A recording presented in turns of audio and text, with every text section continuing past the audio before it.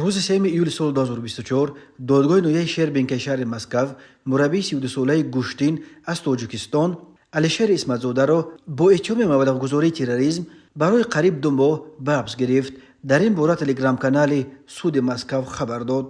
بنا به این منبع دادگاه نویه شهر بنکه درخواست تفتیش جهت حبس اسمتزاده که طبق قسم یکم ماده 205 کودکس جنایتی روسیه به مساعدت به فعالیت‌های تروریستی برای به چنین فعالیت‌ها جلب و مایل کردن افراد دیگر عیبدار می‌شود. قانع ساخت و او را به مدت 1 ماه و 28 روز یعنی تا 28 آگوست سال 2024 به حبس پیشکی گرفت. بر اساس قسم یکم ماده 205 به اسمتزاده همچون جزا از 7 تا 15 سال زندان با جریمه به مبلغ تا 500,000 روبل تهدید می‌کند. خدمات مطبوعات دادگاه مسکو تفصیلات دیگری را نشر نکرد، ولی خبرنگار خبرگزاری روسیه تاس از تالار دادگاه خبر داد که مفتش پرونده به دادگاه گفته است که یک خویشاوند اسمتزاده در سوریه می جنگد و به ضد او در تاجیکستان با اتهام تروریسم پرونده جنایتی گشودند.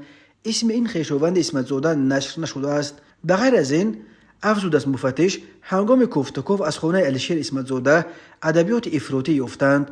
او همچنین به آن ابدار می شود که به افراد با جرم فعالیت‌های تروریستی زندانی شده و یا گمانبر به انجام چنین فعالیت‌ها پول گذرانیده است. به نوبت خود ادوکات‌ها به بیگناهی علیشیر اسمتزاده اصرار ورزیده گفتند که تفتیشات برای اثبات دست داشتن او در مبلغ گذاری تروریسم دلیل‌های کافی در دست ندارد. آنها از دادگاه خواستند که اسمتزاده را به حبس خانگی فرستد، نه به سزا. ولی دادگاه در این مسئله از تفتیشات پشتیبانی کرد. نه از ادوکات‌های مربی تاجیک.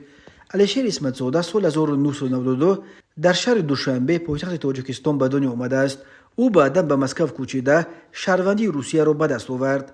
اسمتزاده سال 2015 دانشگاه دولتی تربیت جسمانی، ورزش و توریسم روسیه را ختم کرده استاد ورزش روسیه در گشتین طرز آزاد و نامزد به استاد ورزش در گشتین یونانی و رومی می باشد. اسمتزاده یک مدت سرمربی تیم یکچین شهر مسکو در گشتین آزاد و سپس ترینر ارشد تیم ملی زنان روسیه در این نوع گشتین بود و اخیراً اجرا کننده وظیفه مربی تیم یکچین جوانان روسیه شد.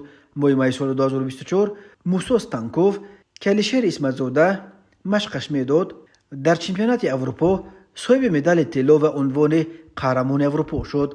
روز 1 ایول سال 2024 مقامات حفظ حقوق روسیه به دادگاه نویه شهر بنکشهر مسکو جهت بحث پیشکی گرفتن مربی گشتین طرز آزاد اسمتزاده علیشیر کمال‌الدین درخواست دادند. در فدراسیون گشتین ورزشی روسیه بازداشت علیشیر اسمتزاده از جانب مقامات حفظ حقوق را تصدیق کردند. برای ما این خبر شوک برانگیز بود، ولی متاسفانه این راست است، گفته است نماینده این نهاد ورزشی.